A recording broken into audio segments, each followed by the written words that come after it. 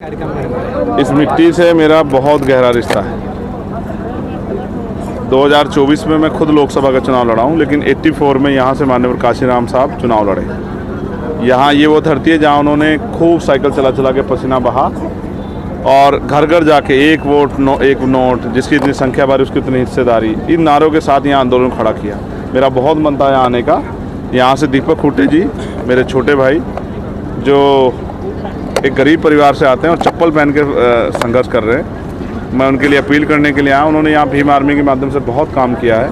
मैं यहाँ की जनता से, महान जनता से अपील करता हूँ कि वो मान्यवर काशीराम साहब और बाबा साहब अम्बेडकर के जो सपने थे लोकतंत्र में कि गरीब के बेटे को मौका मिले, रानी का बेटा राजा ना मिले बने, काम करने वाले लोगों को मौका मिले, उस बात सिद्धांत को अपनाते हुए एक एक वोट जो है दीपक खूटे जी को देके कितने इंसान पर उनको कामयाब बनाए। मैं ये यहाँ की जनता से अपील करता हूँ। भाजपा कांग्रेस लगातार संविधान को लेकर, आरक्षण को लेकर जो एक दूसरे पर आरोप लगा रहे हैं, उसमें आपका क्या कहना है? ठीक है, वो अपना मिला जुला गेम खेल रहे हैं, मुझे उनसे कोई ज़्यादा परेशानी नहीं। हम तो अपने लोगों को तैयार कर रहे हैं। ये दलित, पिछड़ा, आदिवासी और मुस्लिम और जो अन्य जो बहुजन समाज तैयार हो जाएगा।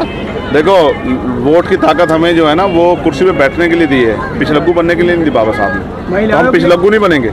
हम कुर्सी बैठ के, जब हम पढ़ लिख चुके हैं तो हम पॉलिसी खुद ही बना सकते हैं, तो हम किसी के भरोसे क्यों रहे। इसलिए मैंने यहाँ की जनता से अपील की कि दुर्ग में और दुर्ग लोकसभा में और रायपुर लोकसभा में हमारे प्रत्याशी हैं जिनका चुनाव निशान है पार्टी का केतली, तो केतली को वोट करके अपने व्यक्ति को मौका दें। सर, कितने सीटों पर प्रत्याशी उतार रहे हैं आप? देखिए, मुझे 3 दिन पहले सूचना मिली कि मुझे जाना है। मैं पार्टी का एक सामान्य कार्यकर्ता हूँ, आदेश हुआ, मैं यहाँ आ गया।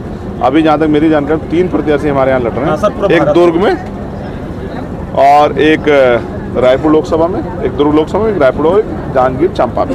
और पूरे भारत की, मैंने कहा ना, स्टेट की रिस्पॉन्सिबिलिटी है जी। मैं, हमारे यहाँ तानाशाही नहीं है कि हमने ऊपर से कुछ कह दिया। जो स्टेट कर रहा है, जो स्टेट चाहता है, स्टेट जिसको मौका देना चाहता है, उन्हीं के आधार पर हम लोग कर रहे हैं। अभी मेरे दौरे जो हैं महाराष्ट्र में और झारखंड और बिहार में भी हैं, वहाँ भी पार्टी प्रत्याशी लड़ रहे हैं। तो जब मैं वहाँ जाऊँगा तभी कंफर्म कर पाऊँगा। अभी तो मेरे पे यही डाटा है कि मुझे यहाँ के स्थानीय मुद्दों को भी और यहाँ अपनी टीम को तैयार करना है कि वो इस लोकसभा को मजबूत लड़ाए। हाँ सर, जिस प्रकार आपका चुनाव चिन्ह केतली है, नरेंद्र मोदी के साथ में जनता देख रही है, क्या कुछ कहना चाहिए?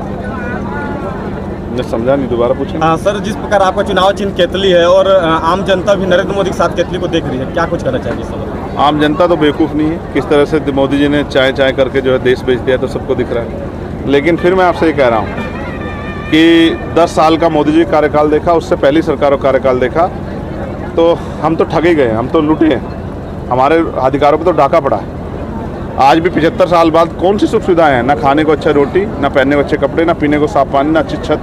तो आज़ादी के बाद हमें मिला क्या है? आदमी जानवर पालता, उसके बारे में सोचता, हमें तो जानवर भी नहीं माना गया। इसलिए तमाम पार्टियों के रहते बाबा साहब अम्बेडकर ने अपनी पार्टी बनाई, जिसके जरिए वो अपने लोगों को कुर्सी बिठा के पॉलिसी बना के उनका भला कर सके। ये हमें झूठन तो दे सकते हैं, लेकिन हमें इज्जत और सम्मान की ज़िंदगी नहीं दे सकते। इसलिए